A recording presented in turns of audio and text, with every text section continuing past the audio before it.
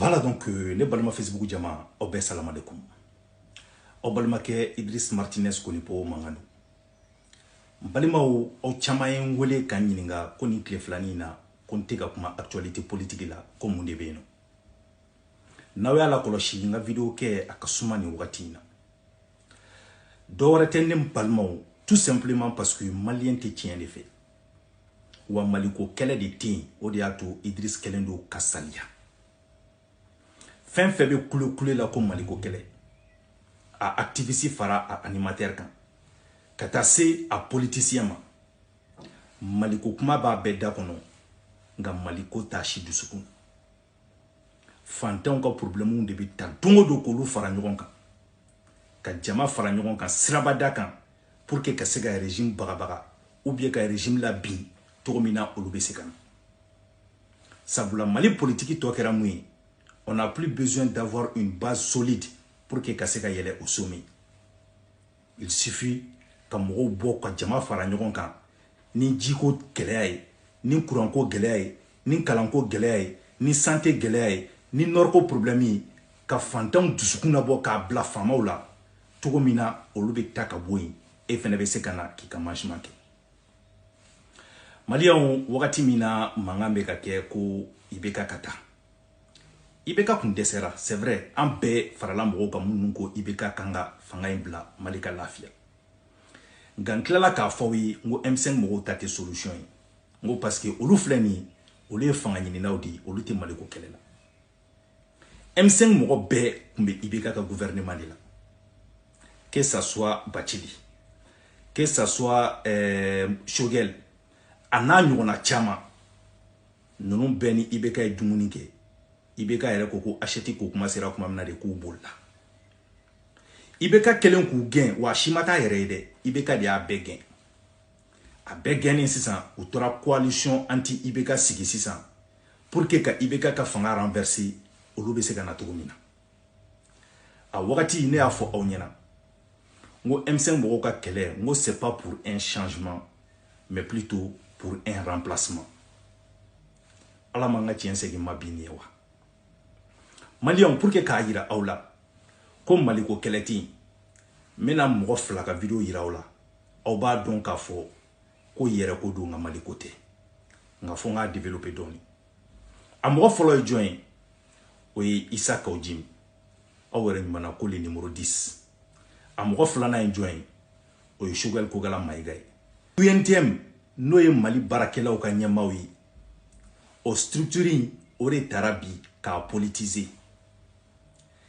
nous be feka fanga kele o beta do o nyemo nunu kan wakati be ko lu bla grève la ni grève du nana juguya malien do be commencer ka funteni malien do be wuli ka bla fanga la ore la ne afo onyana nga statut do la ngo hali ala ale mi on dano o yan kuntigi ngoni yo takana ke mali président ambe tabolum kan na mabla malien do be coup d'état kala mo chama ya ke ina fuko j'ai fait un place ferme non mais kan haklina de fo owi watani du UNTM mo non fleni ni ko be ka commencer ka nyagami politicien o beta duka kula funtini ukata grève la ka jamana paralysé ni jamana paralysé la abidigi jamana dembela frontière ou be datu fen bebeke camion be bloqué sabula douane te ga barake mo ka marchandise be tuli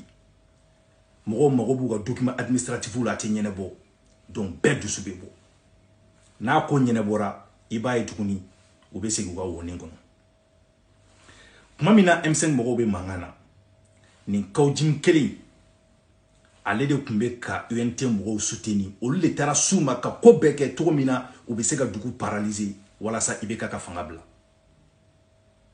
nga kawjim na le mfangala sabula nyo de fo onyena ngo management ko do joro ko do doni ko do malikote sino coup d'état keli ni kawjim keli de bora yan kana sora su bagabaga parce que ni maliko do ne bolo afra ko ibeka de kata ibeka tara moi je pense qu'aucune mission accomplie là nga on de ibeka lata on de malata nous de ake nous ya parachevé ne kongo e joro ko kele Kaujim welela ka doni di Kaujim masora soufe. Bi o Kaujim de ko l'imperturbable Assimi Goïta.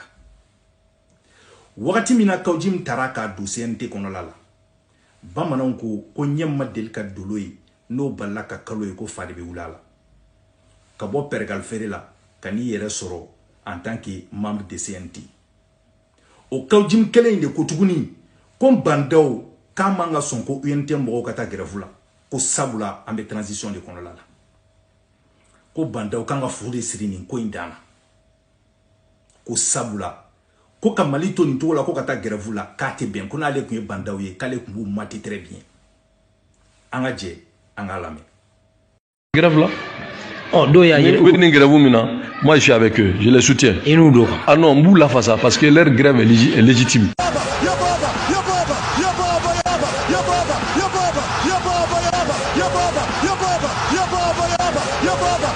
Mais demander ça à la transition Mbou Kono. C'est pour ça moi je l'ai dit, si j'étais à la place de Bandao, je prends un décret patriotique de suspendre les grèves pendant toute la durée de la transition. Vous pensez que si l'INTM a grévé n'a sur que la base n'était pas d'accord, il n'allait pas les suivre? Grève a été suivi presque à plus de je ne sais combien pour cent. Ça veut dire que c'est légitime. Tout le monde sait que Grève c'est légitime. Grève c'est très légitime. On les soutient. Moi je les soutiens. Aujourd'hui on cherche à sortir du trou où vous sortez encore pour dire qu'Abta Grève là. Abta Grève là. Que c'est un droit. Mais d'accord. Est-ce que le droit de sauver la République n'est pas plus difficile et plus fort que d'aller des grèves pour des intérêts corporatistes à un moment difficile? Grève là. Oh, do ya Moi je suis avec eux, je les soutiens. Et nous do. Ah non, Mbou la face parce que leur grève est légitime. Bébé coulé la ko farabou. D'accord. Mais est-ce que autant, si on a souci de farabou, avec le martyr que cette zone vit, est-ce que bi on a eu la pression que état quand soit disant masara bofang mais d'offre en condition à une situation critique et aussi de transition de facto exceptionnelle. Grève là. Oh, do ya Moi je suis avec eux, je les soutiens. Et nous do. Ah non, Mbou la face parce que leur grève est légitime. Un pays en guerre, hein? Kafouké beta grève illimitée ou bien grève totale ou bien grève je ne sais quoi 72 heures que sais-je encore. Et bien oui qu'à misclira. Moi à la place de ce que j'ai dit il faut pas fléchir. Non, il faut pas fléchir. Il faut jamais que la tradition fléchisse par rapport à ça. Quoi grève vous nous te la rotation.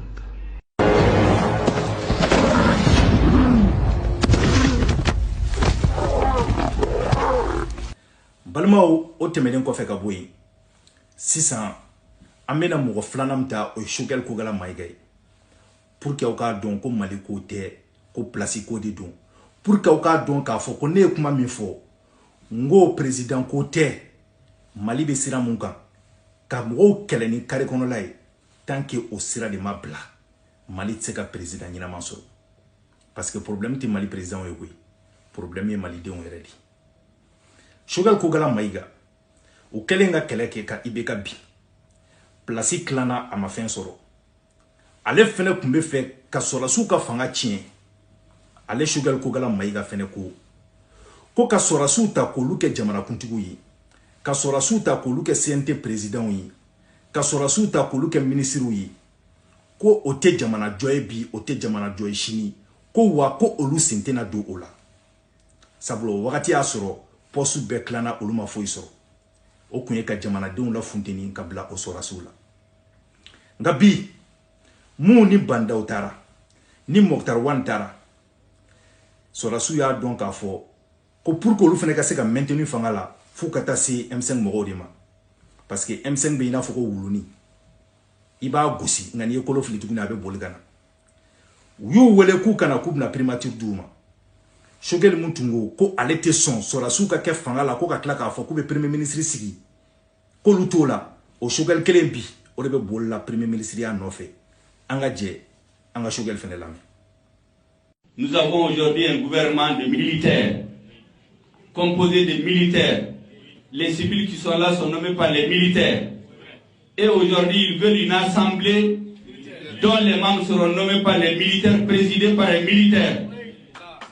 Le M5 RFP ne peut pas se rendre complice de l'installation des régimes militaires qui ne rendent service ni au Mali, ni à la démocratie, ni à notre armée. Voilà. Donc, Maliens, je pense que Aouere a donné 600 comme Mali côté. Il y a un code de doux. N'importe sur là, n'aime pas. Assalamu alaikum.